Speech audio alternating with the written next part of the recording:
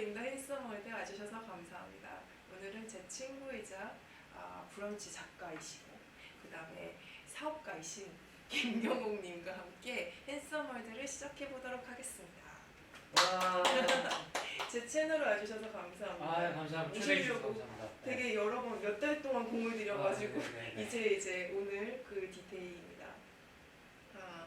짧게 자기소개해 주시겠어요? 아, 네. 여기서는 좀 느끼하게 해도 되겠죠? 느끼하게 해. 네.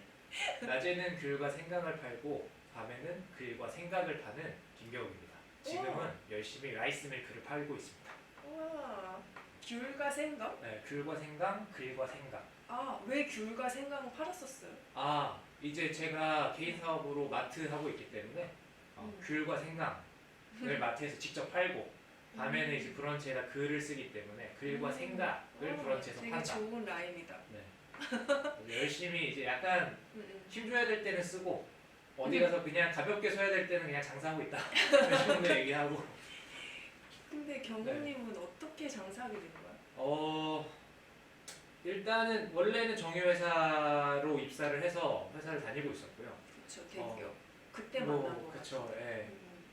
그 큰 회사를 다닐 때 만났었고 저는 큰 회사 다니면은 그래도 좀 돈을 많이 버는 줄 알았는데 생각보다 많이 못 버는 것 같길래 욕심이 많아서 돈 벌고 싶어서 제가 할 수 있는 여러 가지 옵션 중에 이제 가장 현실적이고 내가 할 수 있으면서 돈을 많이 벌 수 있는 옵션이 뭘까? 라고 했을 때 이제 마트였던 거죠. 그게 왜 마트야? 장사 경험이 있어? 그렇죠. 장사 경험이 특별히 없지만 이제 사실은 유통이라는 게 포인트가 그거거든요. 우리가 뭐 예를 들어서 내가 요식업을 한다라고 하면은 뭔가 확실한 스페셜티가 있긴 있어야겠죠. 그게 뭐 떡볶이가 됐든 족발이 됐든 맞아. 정말 잘할 수 있는 역량이 있어야 되는데 맞아. 저는 그런 사람은 아니었고 당시에는 커피를 정말 약으로 먹던 사람이었고 그러다 술은 아예 먹지도 않으니까 사실은 할 수 있는 선택 옵션이 많지 않았고 근데 이제 그때 당시에 저랑 되게 친했던 동기가 그 면세점 출신이었어요. 근데 이제 면세점 같은 경우에는 되게 피지컬한 제품들이 돌아가는 걸 매일매일 볼 수 있잖아요. 그리고 내가 제품을 여기다 진열하냐 저기다 진열하냐에 따라서 매출 바뀌는 것도 바로 알 수 있고 그러면서 이제 그 친구가 했던 게 이거는 센스만 있으면은 누구든지 잘할 수 있는 사업인 것 같다. 그리고 피지컬한 게 계속 돌기 때문에 내가 잘하는지 못하는지 바로 체크할 수 있는 것 같다. 이런 얘기를 해서 그때 유통에 대해서 좀 관심을 갖게 됐고 아까 앞에서 얘기했던 그런 여러 가지 것들을 생각해 봤을 때 우리가 신라면 팔고 삼다수 파는데 뭔가 대단한 기술이 필요한 건 아니잖아요. 그래서 이거를 뭐 기술이라고 한다면은 최대한 싸게 소싱을 해오는 거 그리고 이제 어떻게 사람들한테 잘 닿는가 이 마케팅 스킬 이런 거기 때문에 충분히 문과생인 저도 할 수 있겠다. 여기서는 내가 해볼 수 있는 여지가 있겠다라고 판단이 된 거죠. 그래서 이제 군산에 가서 이제 가족과 함께 마트를 군산에 원래 가족이 사셨어. 네, 그래서 이제 군산에 가서 마트를 처음 시작을 했고 그리고 어느 정도 규모로 그럼 처음에 시작했어? 자본금이 있었어? 자본금은 어차피 아무리 회사를 다녀도 그게 막 어마어마하게 될 수는 없기 때문에 가족과 함께 시작을 할 수밖에 없었고 그리고 이제 마트라는 것도 제가 마트를 가보긴 했지만 매일같이 가진 않잖아요. 그래서 가장 소비자의 목소리를 잘 낼 수 있는 게 저희 어머니가 그 지역에서 마트를 돌아다니면서 가장 느꼈던 페인 포인트들 잘 알고 계시기 때문에 그 포인트만 우리가 정확하게 공략할 수 있으면 충분히 생산이 있겠다. 그래서 이제 영끌해서 있는 돈 싹 다 들고 모아서 이제 시작을 했죠. 그 페인 포인트가 뭐였는데?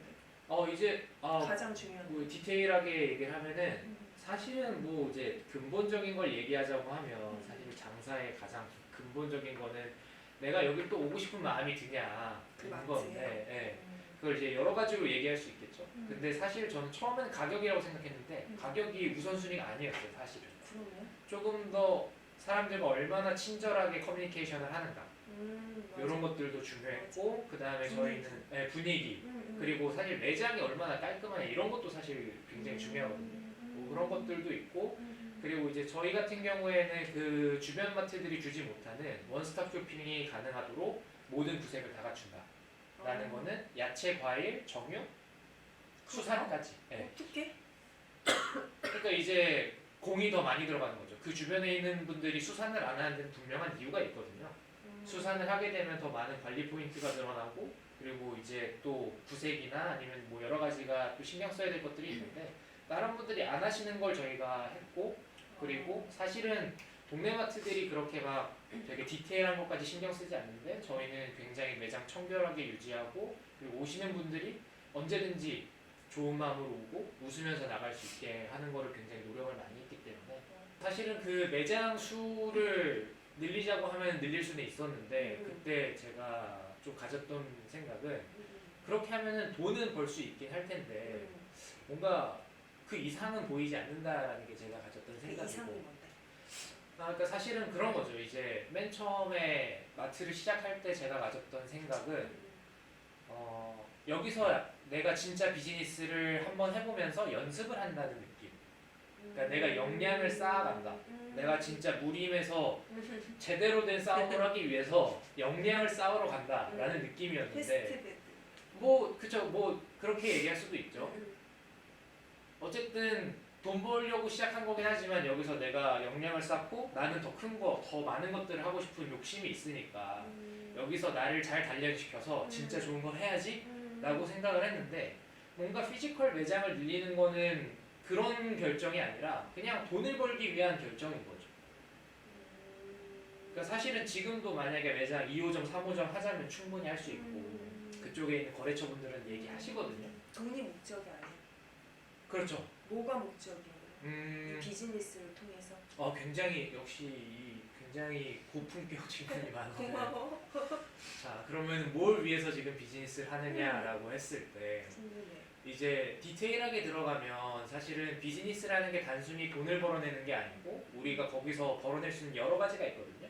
그걸 최근에는 어떻게 표현을 하냐면 임팩트 비즈니스, 임팩트 스타트업 이렇게 표현을 하기도 하는데 과거에는 몇 년 전에 ESG 이런 식으로 표현을 많이 했었고 뭐 CSR 이런 식으로 표현을 많이 하기도 했는데 사회적 기업 이렇게 포기하기도 했었죠. 그러니까 이게 어떤 내용이냐면 저는 되게 착한 사람이 아니거든요. 저는 제 이기심에 따라서 움직이고 제 이기심에 따라서 비즈니스를 하는 사람인데 다만 내가 비즈니스를 하면서 뭔가 환경을 해친다거나 사람들의 인권을 해친다거나 뭔가 이런 식으로만 비즈니스를 하는 게 아니라 내가 비즈니스를 하면서도 우리 사회가 더 나아질 수 있고 혹은 내가 이 비즈니스를 하면서도 뭔가 우리 사회가 가지고 있는 문제들을 풀 수 있는 방법들이 있거든요. 그러니까 뭐 그런 사례로 우리가 얘기를 할 수 있는 게 뭐 지금 잘 됐는지 안 됐는지를 떠나서 탐스 같은 모델들 굉장히 사람들에게 인기가 좋았었고 파타고니아 같은 브랜드 의류 브랜드지만 굉장히 많은 사람들이 좋아하고 파타고니아를 통해서 환경이 더 나아졌다라고 얘기할 수 있는 거죠. 그런 식으로 굉장히 좋은 사례들이 존재하고 있기 때문에 그런 식의 비즈니스를 해볼 수는 없을까? 이제 그렇게까지 생각이 이제 발전이 된 거죠. 그런 사업을 하고 싶어. 네, 그래서 지금 하고 있는 와. 쌀우유를 드세요. 쌀우유, 덧살 네. 공육서? 덧살 공육사. 뭐야? 덧살 이제 공육서? 덧살 공육상 같은 경우에는 이제 제가 올해 처음 법인 설립하고 올해부터 시작하고 있는 다른 거예요? 스타트업인데, 그렇죠. 우와. 마트와는 별개로 이제 올해 이제 좋은 분들과 함께해서 시작하고 있는데 굉장히 인기가 오늘 좋았고요. 그리고 이 비즈니스가 제가 하고 싶은 이유는 그런 거예요. 우리나라의 쌀이 어마어마하게 많이 남는다는 거는 대들 개념적으로는 알고 있는데 자 그럼 얼마나 남냐 이걸 얘기할 때 군산시 26만 인구가 20년간 먹을 수 있는 양이 매년 남아요. 정말? 네, 그렇게 많이 남아? 엄청 남죠. 그리고 그렇구나. 정부 예산이 이를 위해서 약 1조 정도 매년 들어가요. 그걸 사주는 거. 네, 정부 수매 때문에. 근데 뭐 잘 아시겠지만 여가부 예산이 1년에 1.4조거든요. 그러면 거의 국가부처 하나를 돌릴 수 있는 돈이 이 쌀 때문에 계속 들어가고 있는 거예요. 그래서 쌀 초과 공급을 해결하는 게 사실은 우리 사회가 가진 굉장히 큰 문제이기도 하고 그리고 이제 요새 아몬드 브리즈나 어메이징 오트 같은 거 많이 드시죠. 인기고 시장에서 새로운 기회가 있는데 이제 아몬드 브리즈나 어메이징 오트는 한 번 마셔본 사람은 있는데 꾸준히 마시지는 잘 않거든요. 그 이유를 저희는 이 아몬드나 오트 같은 것이 서구인들 기준의 재료다. 이 식물성 우유라는 것이 서구권에서 발전이 계속 되었기 때문에 그럼 이거 우리 쌀로 왜 못 만들어? 라는 접근을 이제 시작을 한 거죠. 시장의 문제와 사회의 문제를 우리가 해결할 수 있고 그리고 또 한 가지 더 욕심을 내본다면 전통 축산 우유에서 라이스 밀크로 전환하면서 토지 사용은 96%, 탄소 배출은 62.5%를 절감할 수 있거든요. 그러면은 우리 사실은 소비자 입장에서 내가 좋아서 마셨고 내가 맛있어서 마셨어. 그런데 사실은 그게 알고 보니 우리나라 쌀 초과 공급 문제도 해결하고 있고 전 세계적인 탄소 배출 문제도 어느 정도 해결하고 있어. 뭔가 의미 있는 소비 네, 이런 거 같은. 그렇죠. 이제 그걸 미닝아웃이라고 표현하기도 미닝아웃. 하죠. 네. 그래서 그런 거를 우리가 프로덕트로 잘 만들어서 잘 제공할 수 있다면 그러면은 나는 내 이기심을 위해서 이 프로덕트를 만들고 비즈니스를 하지만 그 프로덕트가 팔리면 팔릴수록 이 회사가 커지면 커질수록 우리 사회와 환경과 그리고 이 사람들 이걸 지켜보는 사람들한테 좋은 임팩트를 낼 수 있는 거라고 믿고 하고 있는 거죠. 근데 그러면 왜 그 쌀에 대해서 그걸 그 아이템으로 정한 계기가 있어요? 또 역시 좋은 질문. 군산이 사실은 쌀로 굉장히 유명한 도시거든요. 그런가요? 네, 왜 그러냐면 왜? 고려 시대 때, 조선 시대 때 세금을 납부하는 조창이라는 곳이 군산에 있었고, 진짜? 그리고 세종실록지리지에도 그 군산의 곡물로 토산물로 쌀이 기록이 돼 있어요.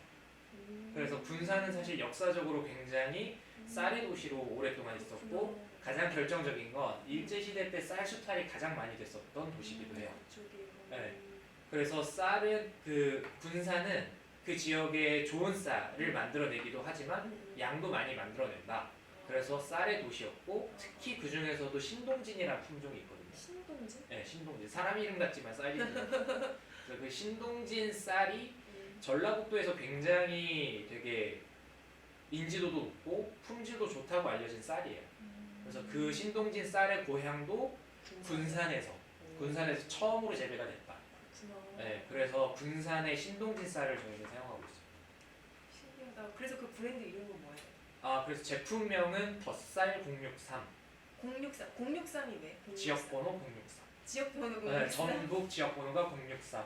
그리고 이제 귀엽다. 라이스 밀크라는 게 결국에 쌀로 만든 건데 우리가 영어 전관사 더는 특별한 맞아.